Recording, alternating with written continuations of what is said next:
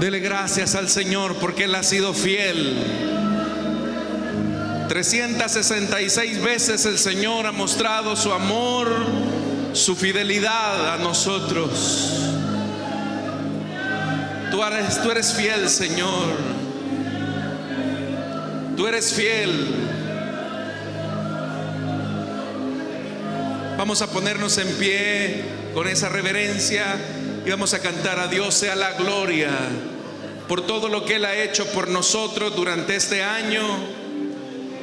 A Dios sea la gloria. Y de lo más profundo de nuestro ser declaremos que solamente a Él sea la gloria. ¿Cómo he de expresar lo que ha hecho Dios por mí? Vamos, dígaselo.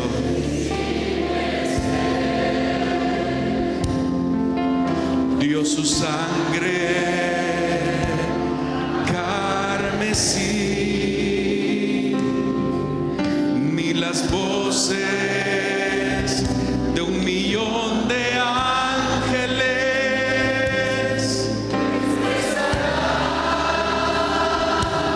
mi gratitud, todo lo que soy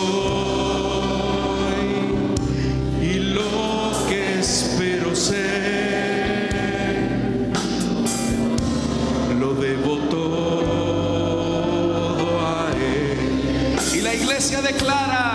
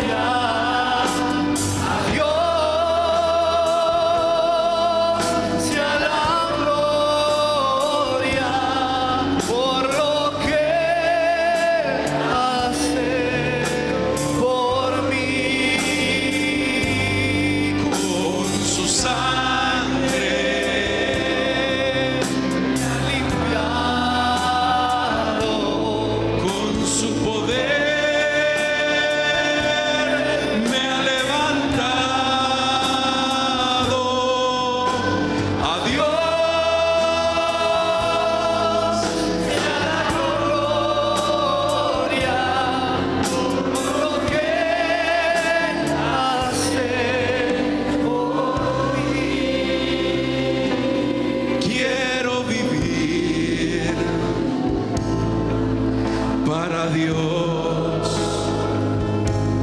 y agradarle solo a Él.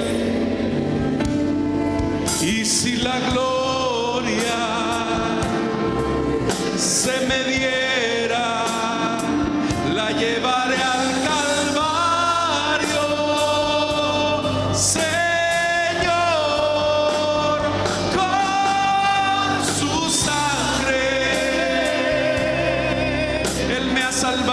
Salvado con su poder, me ha levantado. A Dios sea la gloria por lo que Él hace por mí. Señor,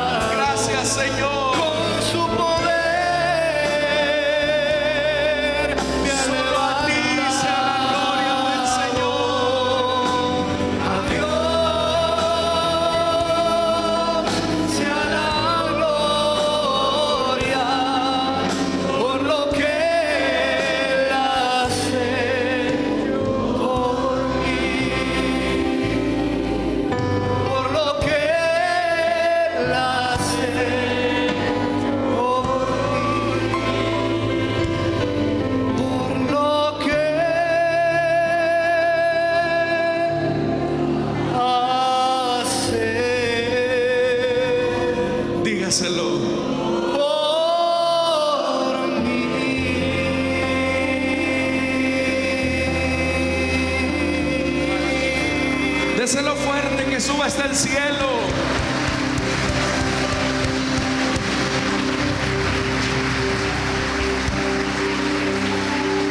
¿Cuántos pueden dar un fuerte gloria a Dios? Creo que lo podemos hacer mejor. ¿Cuántos pueden dar un fuerte gloria a Dios? ¿Quién vive? Y a su nombre, y a su nombre. Estamos hasta acá porque Dios nos ha sostenido. Estamos en pie no por nuestra fuerza, sino por su amor. Y en medio de las diferentes situaciones que nos ha tocado vivir este año, no olvidemos que es el Señor quien nos acompaña, hermanos. Y hasta el día de su venida, Él seguirá siendo fiel, fiel, fiel, fiel, fiel, fiel para con usted. Amén. Bienvenidos todos los que están en este lugar, los que nos ven a través de las redes, los que están escuchando a través de la radio. Estamos viviendo una fiesta de agradecimiento a Dios por su misericordia. Y yo no sé cómo usted ha venido a este lugar, pero si hay un sentimiento que debe de embargar nuestra vida, ese debe de ser de la gratitud hacia nuestro Dios. Amén, hermanos. ¿Cuántos estamos agradecidos con el Señor? Amén. Así de pie, amados hermanos, vamos a orar para que Dios nos envíe su palabra. Aquí hay algunas peticiones, hay algunas notas de oración, también hay testimonios de agradecimiento. Oramos por el consuelo de nuestros hermanos y hermanas. También hay testimonios de gratitud a Dios por sanidad, por provisión. En fin, nos tomaría mucho tiempo leer cada una de estas notas, pero Dios sigue siendo fiel. Amén, hermanos. Así que oremos al Señor por cada una de estas vidas para que Él traiga la provisión, el consuelo, la fortaleza y todo lo que su pueblo necesita. Levante sus manos al cielo. Vamos a orar esta tarde. Padre que estás en los cielos, esta tarde, Señor, nos presentamos ante ti para darte las gracias por todo lo que tú nos has dado, Señor. Queremos agradecerte, Señor, por tu amor, por tu fidelidad. Señor, no hubiésemos llegado hasta este punto de este año si tu mano no hubiese estado con nosotros. Amado Dios, esta tarde presentamos ante ti nuestras necesidades. Presentamos ante ti nuestras dificultades, aquellas cosas que nosotros no podemos sobrellevar, porque sabemos que tú tienes cuidado de nosotros. Señor, quiero pedirte por favor en esta hora que tú traigas la provisión para el necesitado. Trae, Señor amado, el consuelo al que se encuentra triste. Trae la fortaleza, trae la ayuda, Señor, al afligido. Oramos también, Señor amado, por todos aquellos que están pidiendo, Señor, una provisión material. Tú, Señor, que eres rico, que eres abundante, Señor amado, en todo bien, puedes coronar de muchas virtudes a tu pueblo. Señor amado, prospera a tus hijos, prospera a aquellos que buscan. Te lo pedimos, Señor amado, obra de tal manera que tus obras sean conocidas y temidas por aquellos que aún no te conocen. Quiero pedirte por favor esta tarde, habla a nuestro corazón. Estamos necesitados de ti, queremos escuchar tu palabra, Señor. Queremos oír tu palabra. Háblanos, háblanos, Señor. Preparamos nuestra tierra, nuestro corazón como un terreno en el que llevaremos el fruto que tú anhelas. Háblanos, Señor.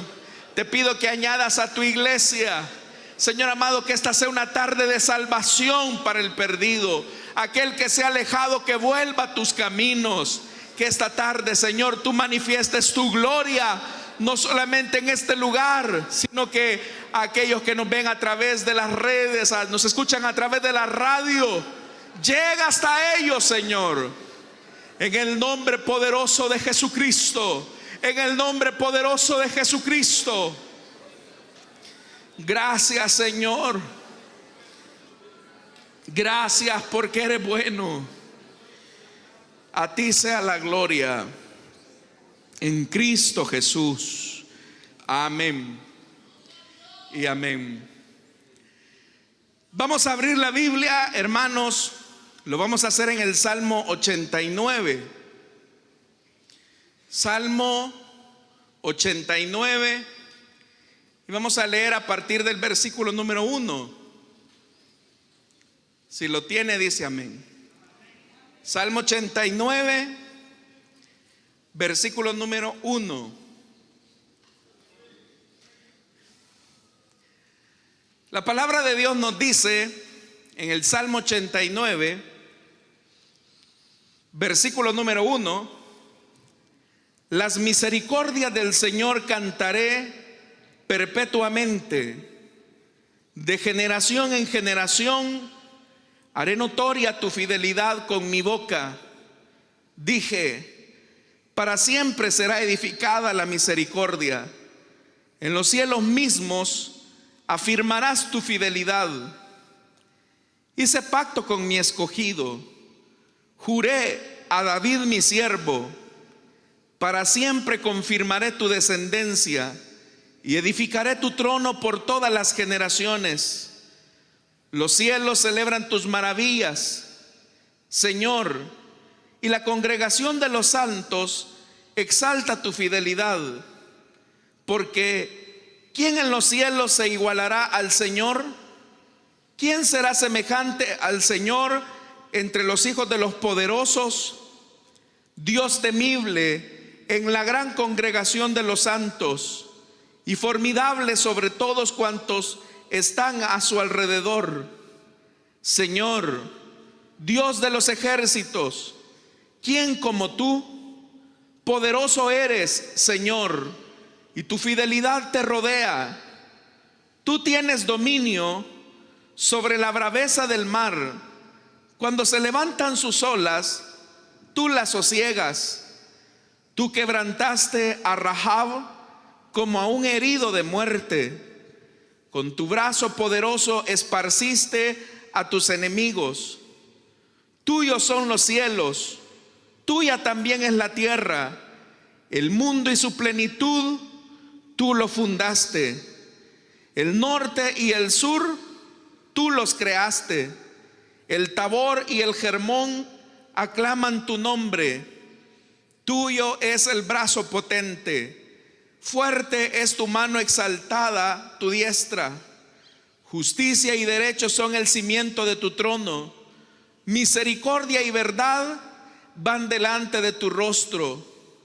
Dichoso el pueblo que sabe aclamarte. Andará, Señor, a la luz de tu rostro. En tu nombre se alegrará todo el día y en tu justicia será enaltecido. Porque tú eres la gloria de su potencia y por tu buena voluntad acrecentarás nuestro poder. El Señor es nuestro escudo, nuestro Rey es el Santo de Israel. Amén. Hasta ahí dejamos la lectura, hermanos. Tengan la bondad de tomar sus asientos. Acabamos de leer este salmo que básicamente, hermanos, es un salmo de exaltación o de alabanza a las misericordias del Señor.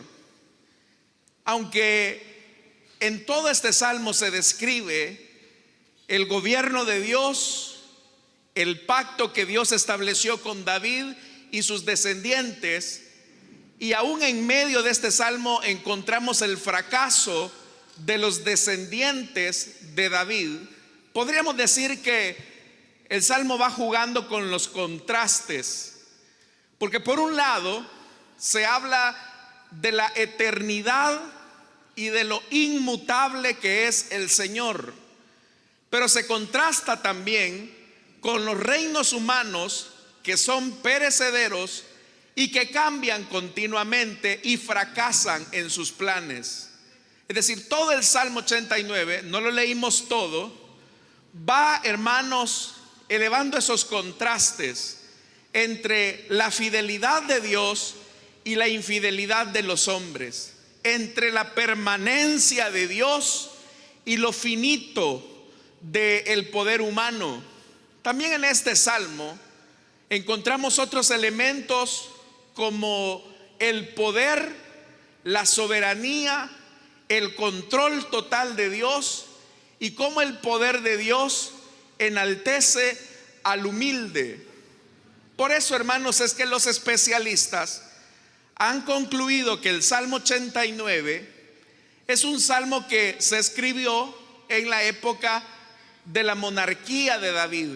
Algunos lo ubican en los tiempos de David y otros lo ubican al final de la monarquía del rey Josías. Pero la mayor parte de eruditos concuerdan que en la base de su teología, este Salmo 89 recoge de alguna manera las vivencias y los principios que le permitieron a David establecerse como rey.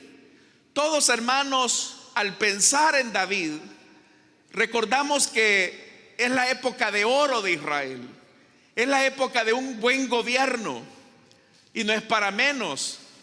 La Biblia nos dice que David gobernó 40 años y que durante su época el gobierno de David tuvo un momento de esplendor, hubo una robustez políticamente hablando, y si bien es cierto hubo algunos pasajes oscuros en su vida, esos no anulan todas las manifestaciones gloriosas que tuvo el gobierno de David. Pero al ver esa perdurabilidad del gobierno de David, ¿qué se necesita para permanecer, para ser establecido, para no movernos de ahí? ¿Qué se necesita para lograr esa permanencia que David tuvo durante sus años de gobierno? ¿Cuáles son los elementos que nos pueden ayudar a nosotros a permanecer en nuestra familia, a permanecer en nuestros emprendimientos, a alcanzar nuestros sueños, nuestras metas? ¿Qué es aquello que nos puede permitir establecernos? Que aunque veamos que otros a nuestro lado caen, que aunque vemos que quizás a nuestro alrededor otros se quiebran, ¿qué es lo que nos va a permitir a nosotros consolidarnos? ¿Qué es lo que va a permitir que nosotros permanezcamos en pie cuando otros están cayendo? Dicho de otra manera, ¿qué se necesita para enfrentar los retos de la vida? ¿Cómo permanecer en pie creyendo en las promesas de Dios cuando todo a nuestro alrededor parece derrumbarse? ¿Y de qué manera podemos crecer nosotros en la adversidad? Algunas de estas preguntas que acabo de hacer seguramente surcaron en algún momento la mente de David antes y después de ser rey. Porque cuando David se estableció como rey, no pensemos que fue una vida sin problemas. Tuvo sus adversidades, tuvo sus tiempos de tribulación, de aflicción, y muchas cosas nosotros podemos destacar acerca de David.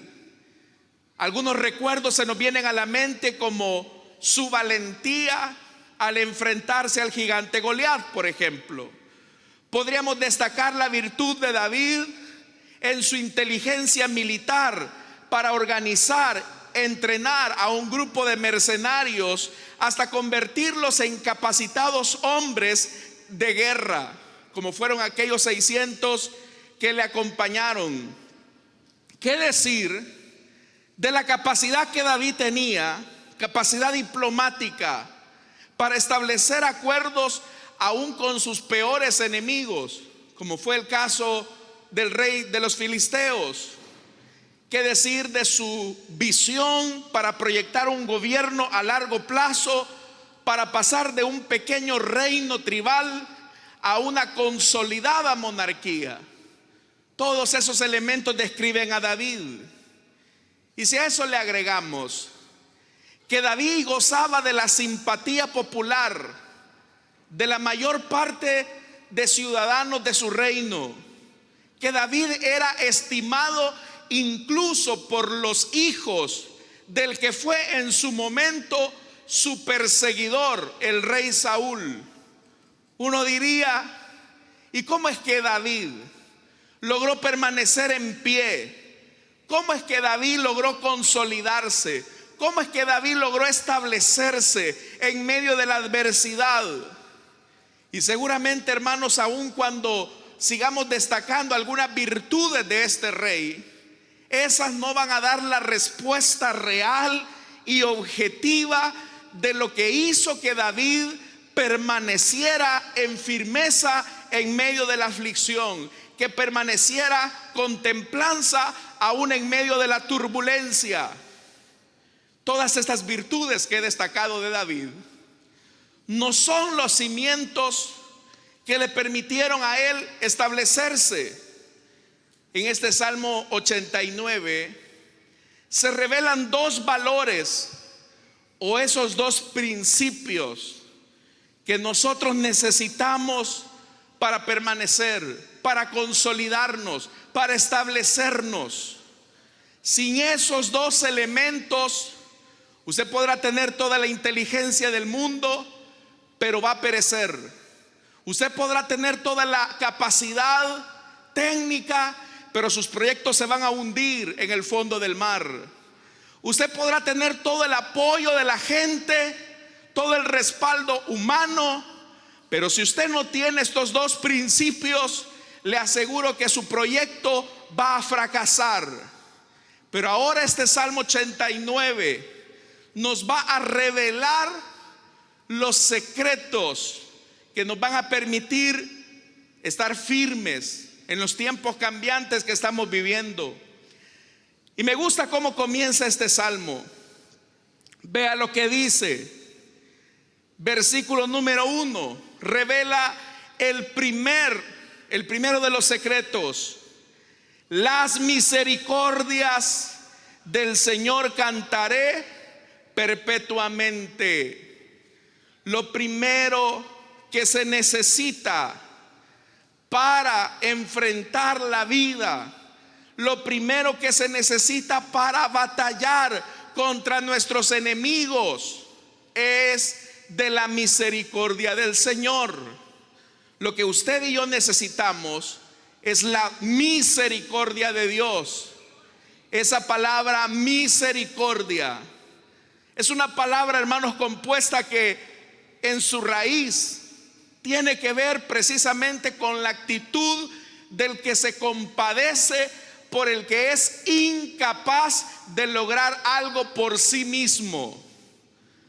Es decir, la palabra misericordia tiene que ver con aquel que ve la miseria de alguien y experimenta en su corazón una actitud compasiva y le ayuda. Nosotros, hermanos, tenemos que comenzar a reconocer nuestra incapacidad frente a algunas cosas en la vida. Nosotros no tenemos el control de todas las cosas, y son las misericordias del Señor las que nos pueden sostener en nuestra incapacidad. Por eso es que el salmista dice: las misericordias del Señor cantaré perpetuamente, de generación en generación haré notoria. Segundo principio, tu fidelidad con mi boca. Hay dos cosas que necesitamos: la misericordia de Dios y su fidelidad. Lo que hizo que David permaneciera firme en medio del lazo de su perseguidor, Lo que hizo que David se consolidara solo fueron dos cosas: misericordia de Dios y fidelidad a sus promesas. Por eso es que dice el versículo 2 y lo vuelve a enfatizar: dije, para siempre será edificada la misericordia. En los cielos mismos afirmarás, que dice, tu fidelidad. Desde la tierra hasta el cielo, lo único que nos va a conducir hacia la presencia de Dios y nos va a permitir tener esa templanza en los tiempos difíciles es que nos aferremos a la misericordia de Dios. Todo lo que Dios nos da no es porque lo merezcamos, porque podemos tener la idea de que lo que tenemos es porque somos buzos, como dicen los jóvenes, es porque somos inteligentes, es porque hubo un golpe de suerte que cambió nuestro destino. Pero no, lo único que nos ha sostenido durante este año no es que usted haya sido un buen cristiano, no es que usted haya sido una buena persona. Lo único que nos ha tenido en pie hasta este día es que Dios ha sido misericordioso con nosotros, que somos seres incapaces. Solo la misericordia de Dios. Él ha tenido compasión de nosotros. ¿Qué merecemos nosotros? Nosotros merecemos nada. Nosotros merecemos quizás el castigo, la consecuencia. ¿Cuántas veces, hermanos?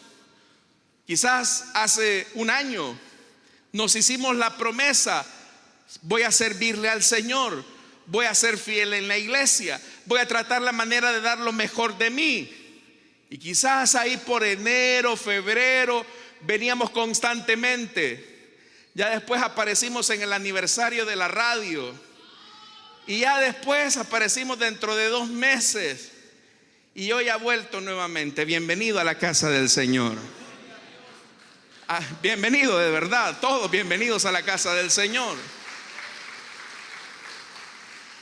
Pero a pesar de que nosotros hemos sido infieles a nuestros compromisos con el Señor, a pesar de que nuestro servicio no ha sido el de mejor calidad al Señor, Dios no por eso rebajó sus promesas, sus bondades, sus bendiciones hacia nosotros. Porque como dice la Escritura, aun cuando nosotros seamos infieles, Él permanece siendo fiel hacia nosotros. Amén, hermanos. Claro, esto no nos debe de dar licencia para ser dejados, como decimos popularmente. Y si bien es cierto, la fidelidad y la misericordia de Dios son los elementos que nos hacen recordar de dónde venimos, es precisamente ahí donde el Señor quiere que enfoquemos nuestra atención esta tarde. Vea lo que dice el versículo número 3. Y aquí es donde llama la atención, porque aquí es donde se ve visible la misericordia y la fidelidad de Dios hacia David. Hice pacto con mi escogido, juré a David, que dice, mi siervo. ¿Cómo es eso que Dios hace pacto con un siervo? ¿Es eso posible? ¿No es acaso la actitud de un señor terrenal valerse de sus siervos para buscar sus propios beneficios? Recordemos esta época, cuando un amo tomaba a uno como esclavo, lo tomaba para beneficiarse de él, lo tomaba para sacar provecho de él. El siervo no estaba pensando en el bienestar de su esclavo. El amo, perdón, no estaba pensando en el bienestar del que iba a llegar a ser su esclavo. Era un contrasentido. ¿Cómo es que un señor, humanamente hablando, iba a buscar el beneficio de su esclavo? Eso es así. Usted sabe que en las empresas son iguales, en la mayoría, no en todas. Normalmente los empresarios buscan sus propios beneficios, no necesariamente el beneficio de sus empleados. Esa ha sido la norma, y en esta época también era así. Un amo buscaba su propio beneficio, no buscaba beneficiar a su criado. Pero vea lo que dice este pasaje. Dice: hice pacto con mi escogido y le di juramento a David mi siervo. ¿Cómo es que el Dios que gobierna todas las cosas está estableciendo un pacto con su siervo? Eso no tiene sentido, porque David era eso, era un siervo. En eso se muestra la fidelidad de Dios, en eso se muestra su misericordia. Y hay otro elemento importante: el pacto se establece entre dos personas que de alguna manera van a obtener un beneficio de la otra persona. Estamos claros que de Dios podemos recibir muchísimas bendiciones, que de Dios podemos recibir muchas dádivas. Pero como este es un pacto, la pregunta es: ¿y David qué le podía ofrecer a Dios? ¿Y David qué le podía ofrecer a Dios? Si este era un pacto, David, ¿tú qué ofreces? En esto nuevamente se muestra la misericordia de Dios hacia David. Porque hagámonos la pregunta: ¿quién era David? Antes de ser rey, ¿quién era David? David era el hijo de un humilde campesino llamado Isaí. Aparte de eso, David era el más pequeño de su familia, ni siquiera era el primogénito. Aparte de eso, a David se le había asignado la tarea más insignificante, que era el de cuidar las ovejas, las pocas ovejas de su padre. Y en un momento, cuando el profeta Samuel llega a ungir al que sería el sustituto de Saúl, la Biblia dice que Isaí manda llamar a todos sus hijos, menos al sacaleche, que era David, el pequeñito. Ni su familia creía en él. Pero ese David, que era el pequeñito, hijo de un campesino, al que se le había asignado una tarea insignificante, a ese David Dios lo escoge para establecer un pacto con él. Pero volvamos nuevamente a la pregunta: Dios podía bendecir completamente a David, pero ¿y David qué le podía ofrecer al Señor? Si este era un pacto, ¿qué era lo que David le podía ofrecer al Señor? Cuando David tiene el intento de querer construirle un templo en su honor, el Señor le dice: David, tú no me vas a construir casa a mí. Porque en primero tenemos que mencionar, David, que no hay lugar que tenga la capacidad de contener mi gloria, porque la tierra es el estrado de mis pies. Así que no hay nada que tú me puedas ofrecer. Pero mire cómo es Dios, hermano. Ante la iniciativa de David, el Señor viene y le dice: soy yo el que te va a construir a ti una casa, te va a dar una dinastía, te va a dar un fundamento sobre el cual extender tus sueños, extender la visión que tengo para ti. Ahí uno podría decir: mira, Señor, esto es muy desbalanceado, porque tú estás poniéndolo todo, pero yo no estoy poniendo nada. Y eso es así, mis amados hermanos. Así es la misericordia de Dios. Dios pone todas sus bendiciones sobre nosotros. Él nos ha dado a su Hijo Jesucristo. Él nos ha dado el perdón de nuestros pecados. Él nos ha dado la salvación. Nos ha dado la vida eterna. Nos ha dado de su Espíritu, de su palabra, de sus promesas. Nos ha dado todo. Uno no puede decir: sí, pero yo le di mi vida al Señor. Si aún la vida que usted tiene, mi estimado, es prestada, no es nuestra, es de Él, que hace salir su sol sobre buenos y malos cada mañana. Nada es nuestro. Y por eso es que el Señor le dice: yo voy a edificarte. Y hice un pacto con mi escogido. Juré a David mi siervo. Oiga, una cosa es que Dios decida bendecir a David, pero la bendición de Dios traspasa generaciones. Y dice: para siempre confirmaré tu descendencia y edificaré tu trono por todas las generaciones. Yo no me voy a limitar, David, solamente a bendecirte a ti. Voy a bendecir a tus descendientes.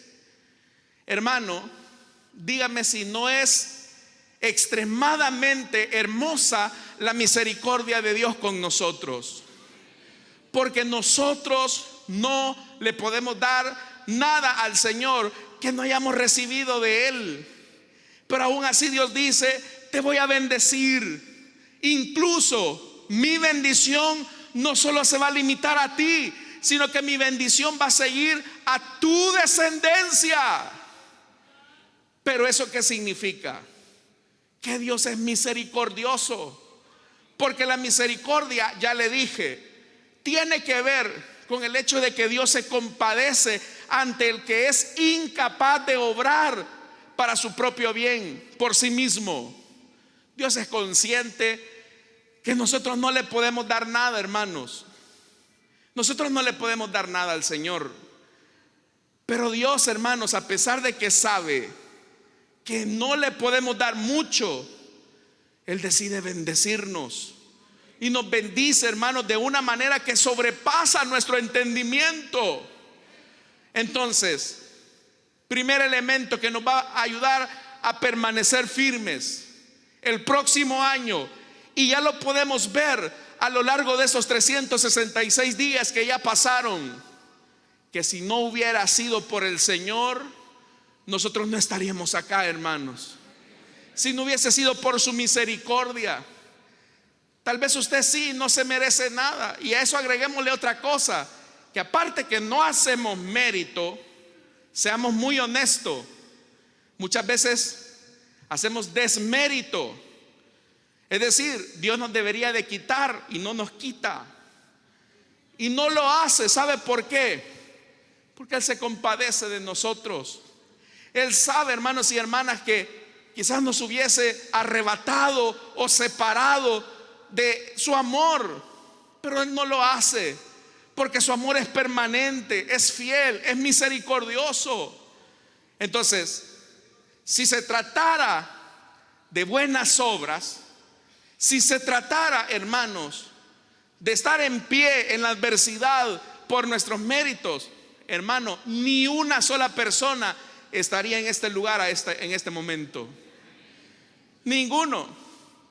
Así que no piense usted que está acá porque es buena gente. No, mire, hermano, es que la verdad es que en la vida yo he sido muy inteligente. Yo he sido bien bueno para los negocios. O mire, yo tengo la familia que tengo porque yo tengo una gran capacidad para dominar a mi mujer. O mire, yo soy muy bueno con las finanzas o en la obra de Dios. No, todo lo que tienes es porque Dios ha sido misericordioso contigo. Al igual que David, usted también, hermano, era el último. Nadie le apostaba a usted, ni a mí. Seguramente si nos hubiéramos puesto a pensar en todo lo que Dios nos ha dado, ninguno de nosotros tendríamos mérito para tener lo que tenemos de parte de Dios. Pero Dios estableció un pacto con usted. ¿Y sabe el pacto que Él estableció? Lo estableció a través de Jesucristo, su Hijo amado. Por los méritos de Cristo, ahora tenemos todas las bendiciones de Él. Y nos podemos aferrar a eso, a su fidelidad. Y ese es el otro elemento, la fidelidad de Dios. Dios le dijo a ese muchacho, se imagina ese día cuando Samuel llegó a la casa de Isaí y ungen a David en presencia de sus hermanos. Y dice la Biblia que a partir de ese momento la vida le cambió a David. Pero lo que yo le quiero decir es que, hermano, David tenía todo en su contra. Ya había un rey y ese era Saúl. Ya había, hermanos, una persona que estaba gobernando. ¿Cómo se iba a cumplir su promesa? Ahí viene la fidelidad de Dios. Usted puede pensar y decir, la verdad es que hoy que lo pienso, muchas de las cosas que he logrado hasta este momento no las hubiese logrado nunca si no hubiese sido porque Dios ha sido fiel. Ha sido fiel a pesar de que nosotros hemos sido infieles. Y ese es el otro elemento que se combina: la misericordia y la fidelidad de Dios. ¿Cómo es que Dios es fiel con un pueblo tan infiel como somos nosotros? Porque yo no sé si usted ha cantado alguna vez ese coro que dice: tu fidelidad, ¿qué dice? Es grande. Tu fidelidad incomparable es. Nadie es como tú, bendito Dios. Grande es tu fidelidad. Pero al mismo tiempo que podemos declarar la fidelidad de Dios con nosotros, revirtamos eso hacia nosotros. Usted ha sido un pueblo infiel. Yo he sido infiel con el Señor. Si hacemos un balance en nuestro año, ¿quién de nosotros puede decir: la verdad que yo en estos 366 días del año le he sido fiel al Señor? ¿Quién de nosotros puede decir: hermano, yo he sido 100% fiel al Señor? Levante la mano para que le caiga un rayo. No, hermanos, en algún área de nuestra vida le hemos sido infieles al Señor. En algún área de nuestra vida le hemos fallado al Señor. ¿Cuántos le hemos fallado al Señor en este año? Y no le da pena. Sí, en algún momento de nuestra vida le hemos fallado al Señor. Pero yo le pregunto, ¿y en este año Dios le ha fallado a usted? Dios no nos ha fallado, a pesar de que nosotros le hemos fallado. Dios siempre ha dado la cara por nosotros, aun cuando muchas veces nosotros renegamos de Él. Y por eso es que el salmista va más allá y dice: para siempre, dice, verso 4, para siempre confirmaré tu descendencia y edificaré tu trono por todas las generaciones. Si usted ha leído la historia de los reyes, sabrá que la historia de los reyes es una historia de infidelidad. Es una historia de mucha infidelidad. Pero a pesar de la infidelidad de estos reyes, Dios siguió siendo fiel con David. Dios siguió siendo fiel. Entonces vea lo que dice: de un canto terrenal pasa a un canto celestial. Y vea lo que dice en el verso 5: los cielos celebran tus maravillas, Señor, y la congregación de los santos exalta tu fidelidad. Cuando habla de la congregación de los santos, está hablando de la corte celestial, está hablando de los ángeles. Aún los ángeles se sorprenden de la fidelidad y de la misericordia de Dios hacia nosotros.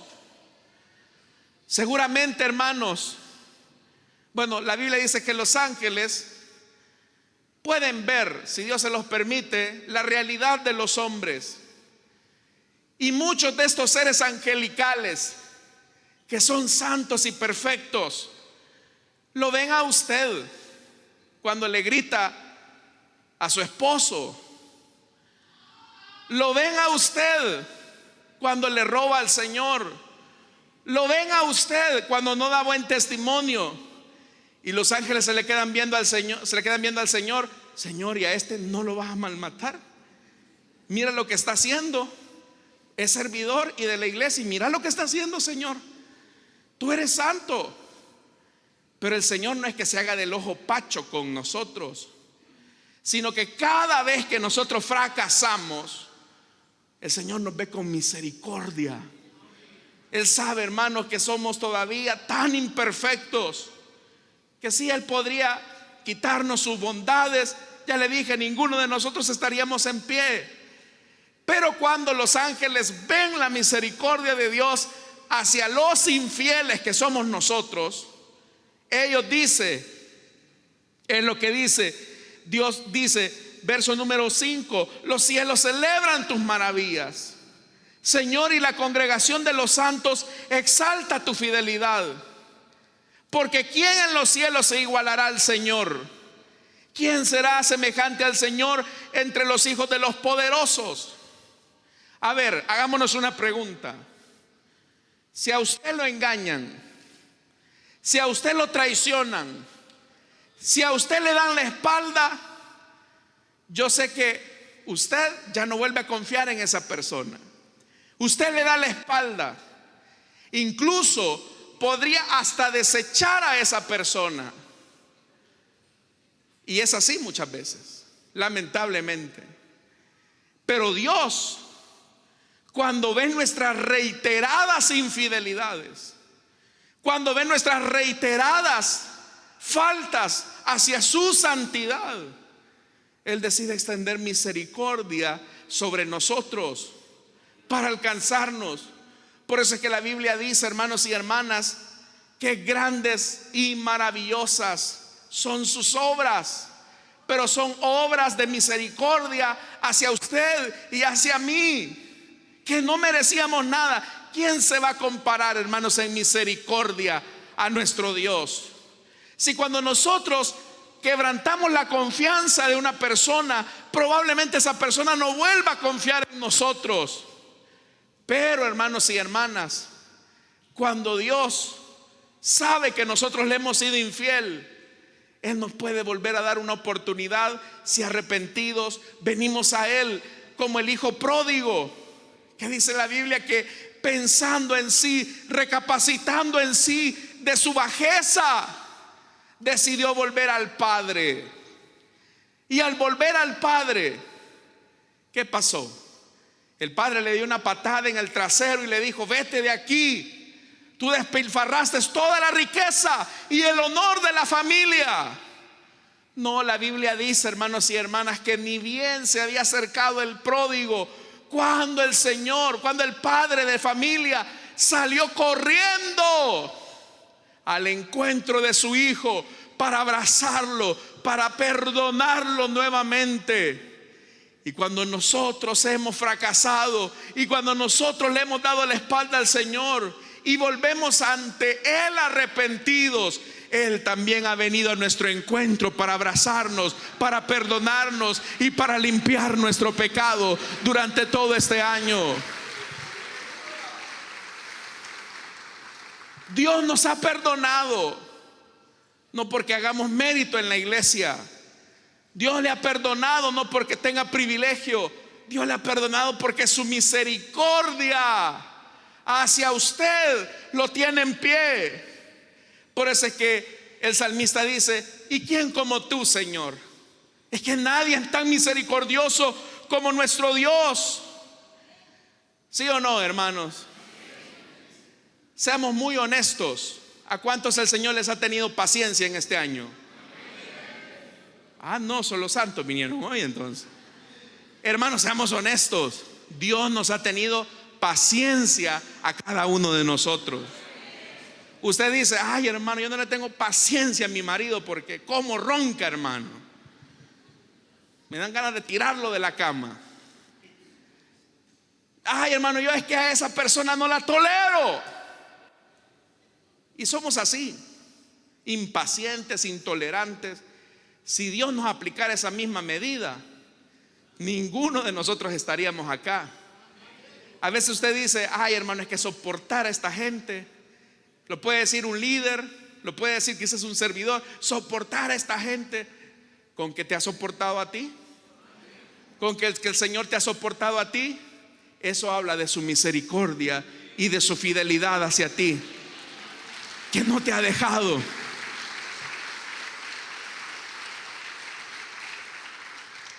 Y veamos otra característica de la misericordia y la fidelidad de Dios que establecieron a David.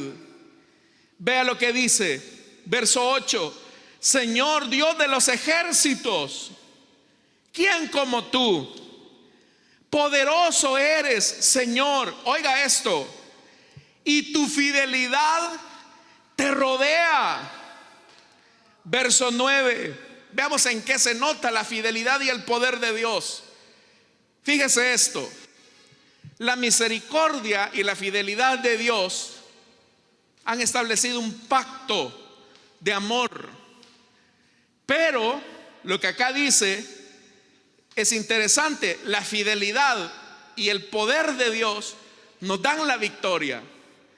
Oiga esto, verso 9: tú tienes dominio sobre la braveza del mar.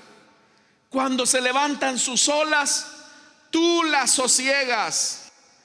Oiga, uno de los espacios naturales que rodean al hombre y que más terror le puede provocar es el enigmático mar embravecido.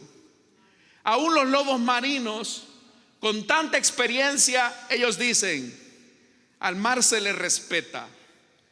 Porque aun cuando ellos han navegado quizás por muchas horas en alta mar, ellos dicen: al mar se le respeta. Porque cuántas embarcaciones han sucumbido en los océanos, cuántos hombres han desaparecido en alta mar, cuántos misterios, hermanos, encierran los océanos. Se dice que los seres humanos sabemos más del espacio que de las profundidades del mar, porque el mar siempre genera como un cierto terror, como un cierto miedo. Ahora ya no digamos un mar embravecido. Ese fue el sentimiento que embargó a los discípulos aquella noche, cuando en su rústica barca que anegaba en las aguas, dice la Biblia que ellos, hermanos y hermanas, llamaban a su maestro diciéndole: maestro, ¿que no te importa que nos vamos a ahogar? Oiga, ellos eran pescadores, sabían cómo era la condición del lago de Galilea, al que ellos llamaban mar. Y dice la Biblia, hermanos y hermanas, que Jesús dormía. Pero cuando escucharon los gritos despavoridos de sus discípulos, Jesús se levantó. ¿Y qué dice la Biblia que hizo? Que Él reprendió al viento y ordenó al mar y le dijo: silencio, cálmate. ¿Y qué ocurrió, hermanos? El viento se calmó y la Biblia dice que todo quedó totalmente tranquilo. Alguien le pudo haber dicho a Jesús: Jesús, al mar se le respeta. No, mis amados, el mar respeta a su creador, porque Jesús tiene el control de la tormenta. Por eso es que Jesús les pregunta: ¿todavía no tienen fe? Hermanos, si iba el creador del universo con ellos, ¿por qué había que temer? Solamente era de recordar la fidelidad de Dios. Es que si Dios lo ha prometido, Él nos va a sacar adelante en victoria. Y por eso es que ellos se preguntaron: ¿quién es este que hasta el mar y los vientos le obedecen? ¿Cuántas veces a lo largo de este año no sentimos que la barca se nos iba hasta el fondo del mar? ¿Cuántas veces nos sentimos, hermanos y hermanas, que nuestra salud se quebrantaba o las finanzas se venían a pique y nosotros esperábamos quizás lo peor? Pero aún en la peor condición, el Señor calmó nuestro embravecido mar que amenazaba nuestra vida y nuestra existencia. Por eso dice el verso 9: tú tienes dominio sobre la braveza del mar. El mar está bravo, pero hay uno que lo sujeta, y ese es el Señor. Y dice: cuando se levantan sus olas, tú las sosiegas, las calmas, tal como Jesús lo hizo. Esos son los elementos naturales que pueden amenazar nuestra existencia. Pero hay elementos sobrenaturales de los que muchas veces nosotros no sabemos. Versículo 10: tú quebrantaste a Rahab como a un herido de muerte, con tu brazo poderoso esparciste a tus enemigos. Cuando ahí se está hablando de Rahab, es, hermanos y hermanas, ese ser mitológico que los hebreos llamaban el Leviatán, que era un monstruo marino de las profundidades, muchas veces asociado al mal, al peligro. En ocasiones el Leviatán se asociaba bastante a este que el salmista llama aquí Rahab, como a un ser espiritual maligno y perverso que hundía literalmente las embarcaciones en la más densa oscuridad de la noche. Pero aún, hermanos y hermanas, vean lo que dice el versículo 10: tú quebrantaste a Rahab como a un herido de muerte. ¿Cuántas veces, hermanos, quizás Satanás y su horda de demonios se levantaron contra nosotros para despedazarnos, hermanos? ¿Cuántas veces, hermanos y hermanas, nuestros enemigos buscaron nuestro mal en el secreto de sus alcobas? Pero el Señor, que escucha los pensamientos de los hombres, colocó escudo y muralla alrededor de su pueblo amado, de su pueblo escogido. ¿Cuántas veces el Señor, hermanos, fue un castillo fuerte, impenetrable para las acechanzas del diablo? Es porque el Señor también no solo controla la naturaleza, sino que controla también las huestes de maldad. Y esto es importante, ¿sabe por qué? Porque cuántas veces Saúl no se volvió loco contra David. La Biblia dice que un espíritu maligno tomaba al rey Saúl, y en una de esas, hermanos, aquel enloquecido rey tomó la lanza para clavársela a David. Pero David se quitó, y no fue por suerte, no fue por casualidad, fue porque el Señor apartó a su escogido. Uno puede decir: qué suerte la que tuve yo, que me libré de aquel sopapo que iba a tener, de aquel accidente que iba a tener. Qué suerte la que tuve yo, que aquellos que buscaban mi mal se fueron esparcidos. ¿Sabe algo? No fue su suerte, no fue su casualidad, fue que el Señor estaba cuidando a su pueblo escogido, a su pueblo amado. Fue el Señor. Quizás hubo gente que te quería hacer daño, que te quería demandar por cualquier tontería. Gente, hermanos y hermanas, que buscaba la destrucción de tu negocio, de tu emprendimiento. A este yo lo voy a quebrar, a este yo lo voy a hundir. Pero, hermanos y hermanas, venían contra nosotros quizás 1000 y salían esparcidos, hermanos y hermanas, huyendo no de nosotros, sino de aquel que está con nosotros. Porque déjeme decirle algo: no se trata de cuántos son ellos, se trata de quién está con nosotros. Porque mayor es el que está con nosotros que el que está en el mundo.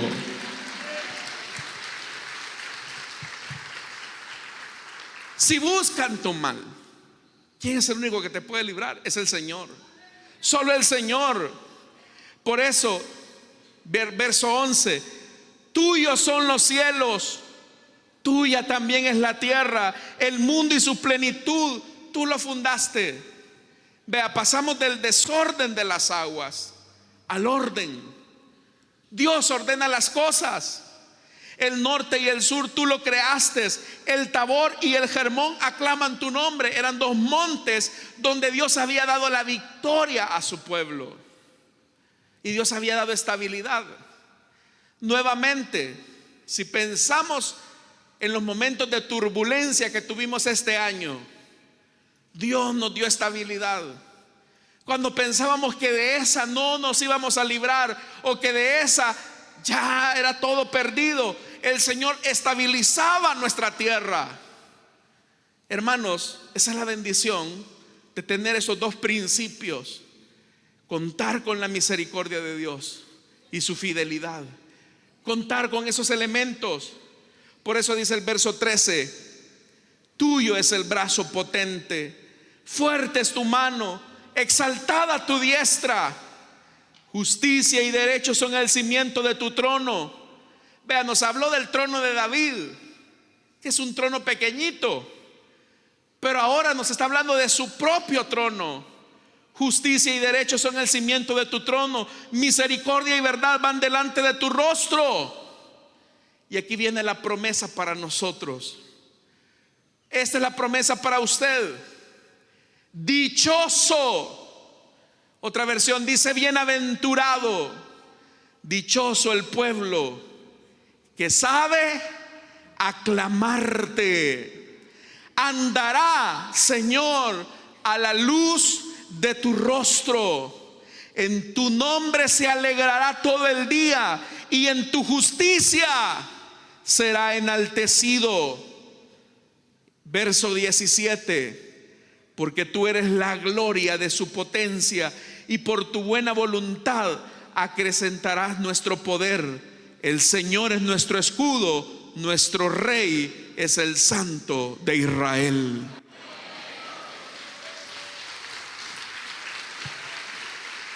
¿Para cuántos el Señor ha sido escudo este año? Él ha librado nuestras batallas.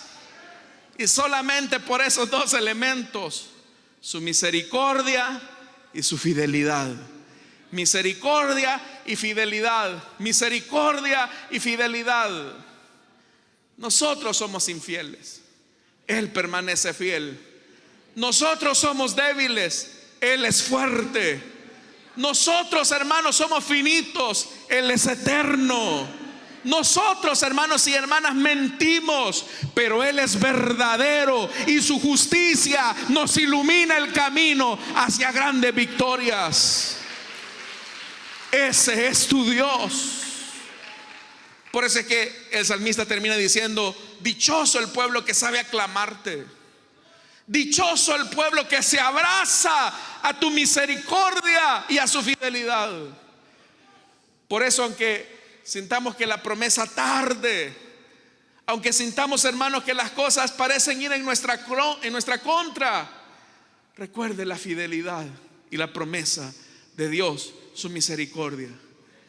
Amén, hermanos. Como dice también el salmista: hubiera yo desmayado si no creyere ver la bondad del Señor en la tierra de los vivientes. Nos hubiéramos quebrado si no hubiera sido por su misericordia. ¿Tienen motivos para darle gracias a Dios, hermano? ¿De verdad tiene motivos? Póngase en pie entonces y vamos a darle gracias a Dios. Cierre sus ojos y vamos a orar al Señor. Señor, esta noche ante ti nos presentamos para reconocer tu misericordia y tu fidelidad. No es por nuestra fuerza, no es por nuestra inteligencia, no es por nuestros recursos, no es por nuestros méritos. Es que tú has sido fiel, Señor. Y al ver tu fidelidad contrastada con nuestra infidelidad, nos asombra tu misericordia. Al ver tu amor, Señor, comparado con nuestra desidia, nos sorprende, Señor, tu maravillosa bondad.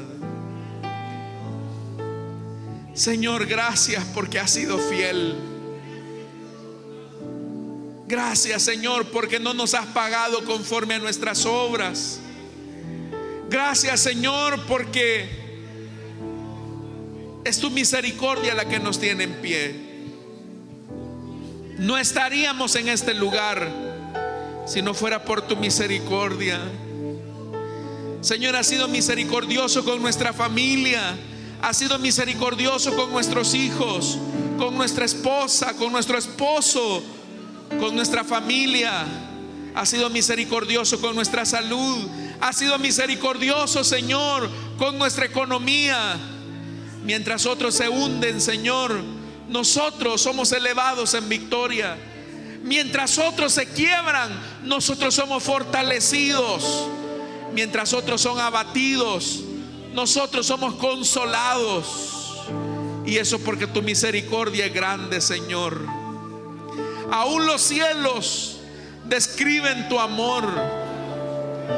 Te damos las gracias por tu misericordia. Hermano, hermana, Dele gracias al Señor esta noche. Dígale: Señor, gracias por tu misericordia. Gracias porque me libraste de los malintencionados. Gracias porque de la trampa del cazador me apartaste. Gracias, Señor,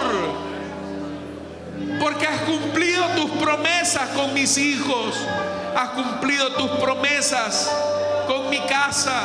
Has cumplido tus promesas, Señor, en mi vida.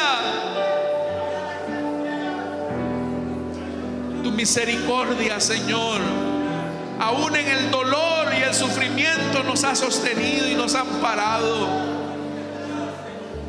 Pronto, refugio, ha sido en el día de la aflicción.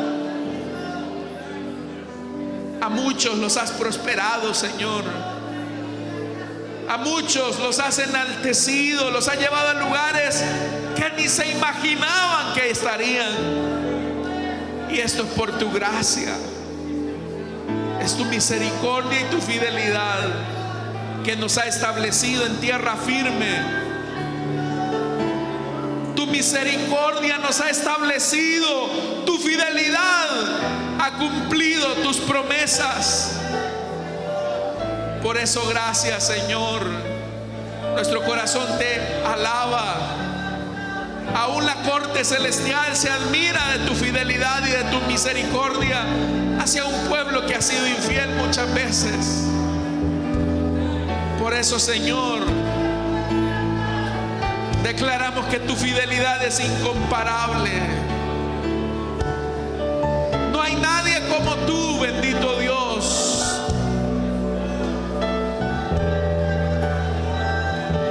Gracias, Señor, porque Dios ha sido fiel, hermanos. Digámosle al Señor: tu fidelidad, tu fidelidad es grande, tu fidelidad incomparable.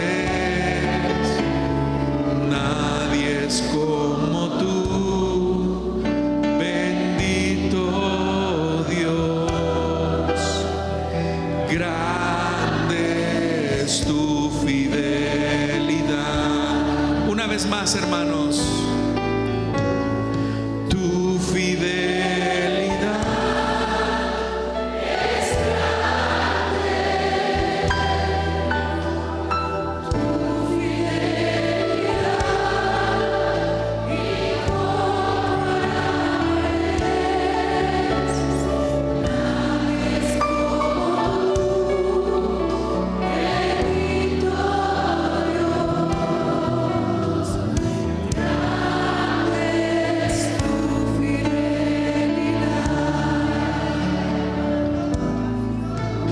tu amor por mí.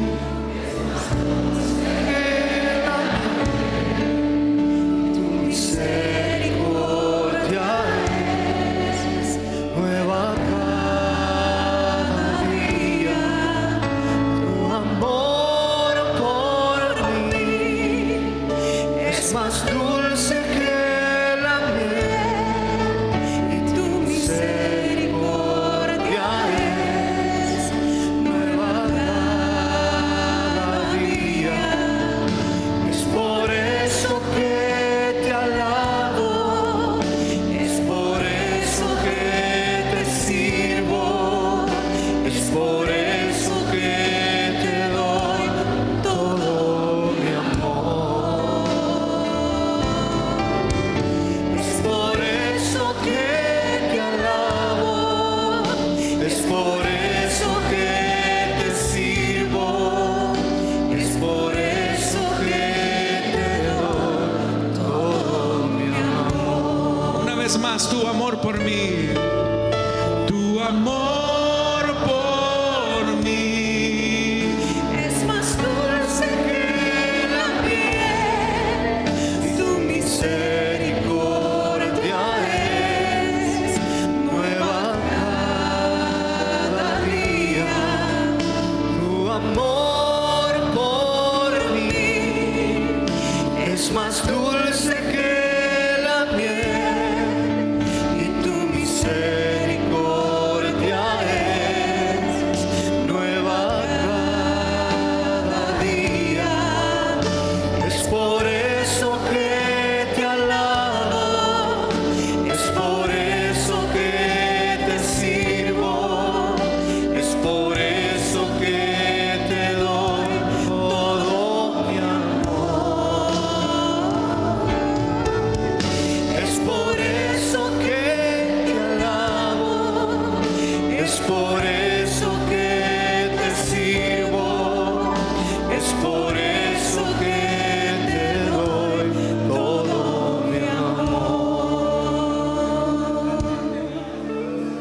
Gracias, Señor. Démosle fuerte esa ofrenda de palmas a nuestro Dios.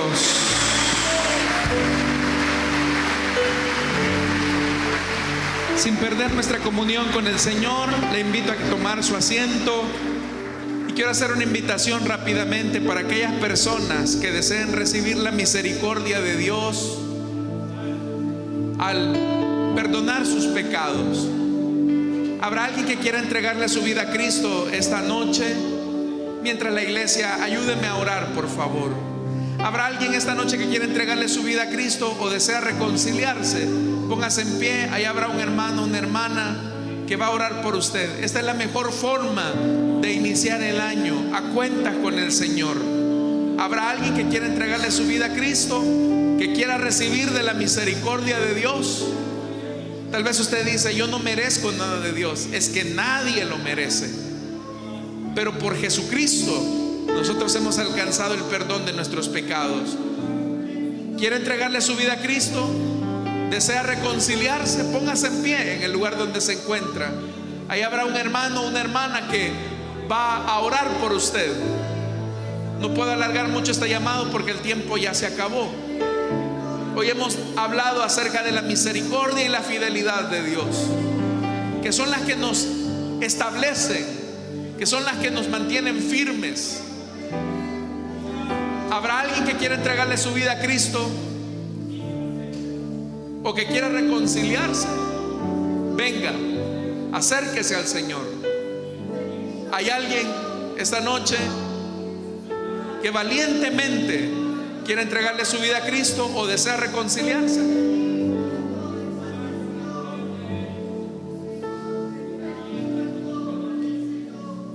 Si no lo hay, vamos a orar. Pero si en lo que estoy orando todavía hay alguien que quiere entregarle su vida a Cristo o desea reconciliarse, pase. Queremos orar por usted. Padre, gracias por esta bendición que tú nos das. Te alabamos y te bendecimos, Señor, porque en Jesucristo, tu Hijo amado, nosotros tenemos abundantes bendiciones. Y una de ellas es la misericordia que mostraste al perdonar nuestros pecados y darnos vida eterna. Te damos las gracias, Señor, por tu amor y por tu fidelidad. Oramos también, Señor, esta noche por cada una de las familias en este lugar. Señor, sabemos que viene un año que, aunque vienen muchos retos y desafíos, tú vas a bendecir a tu pueblo en gran manera. Señor, no te damos de lo que nos sobra, no te damos con tristeza, no te damos, Señor amado, por compromiso, sino que te damos por gratitud. Recibe nuestra ofrenda y nuestro diezmo, Señor, como ofrenda agradable delante de ti. En Cristo Jesús. Amén y amén. Amén. Antes de que pasen nuestros hermanos, estamos a punto de ofrendar y de diezmar al Señor. Y en este momento que nuestros hermanos van a pasar,